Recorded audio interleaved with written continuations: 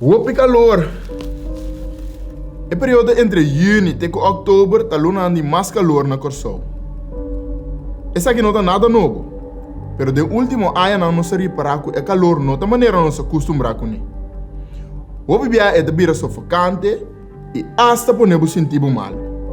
Se nós não cuida e tá preparar pe, lota o noite paga luz. Noite paga luz. Noite paga luz. Literalmente. Para evitar que essa aqui suceda, me também donar algum tip como para preparar para o calor extremo não assim mal.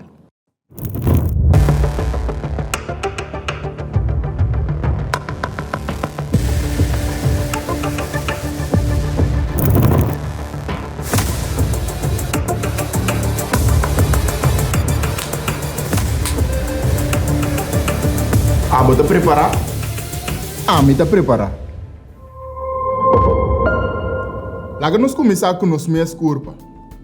Onde é trick não cubo curpa te ajudar com neta soda. E soda é simplesmente a água com os curpas mesmo consiste de que te alivia vapor na hora banha calor para assim donar alívio. Para produzir esse soda a solução tá mais simples. Bebe água. Água é essencial para nos curpas. Sem que nos órgãos não por funcionar, tampouco nos produzir esse soda que regula a temperatura de nosso corpo. Ademais, pode correr risco de seca. E isso aqui pode dar ao órgão e hasta resultar fatal. PC é importante para nos pôr nosso corpo bem com a água aqui, para assim é por fazer seu trabalho de ter nossa temperatura regular. É recomendável para beber por lo menos 2 litros de água por dia. Se você trata de pisar, de igreja de solo, ou fazer exercício, mas bebe mais naturalmente. Outro tip que é simples, mas importante, busca caminho de fresco para parar, especialmente em hora de merdia. Só dita de sombra mais tanto que possível. Se é de dag, ou palo se você trapa fogo. Se você trapa dentro, só de abrir ventana para vento, ou usa fan ou arco para ajudar a aliviar. Assim exercício e trabalho físico de hora de manhã ou à noite. Parte de manhã solo nota queima forte e está relativamente mais fresco à noite. Se você faz exercício para dentro, é aqui por qualquer hora. Basta o sítio tá bom ventilar. Pero se você gosta de treinar para fora, preferivelmente faça isso aqui de hora mais fresco. Tenha bocas mais fresco possível. Essa aqui tem não tá fácil. Passou porque abre ventana para vento, pero mês é solo também para penetrar e assim é calor.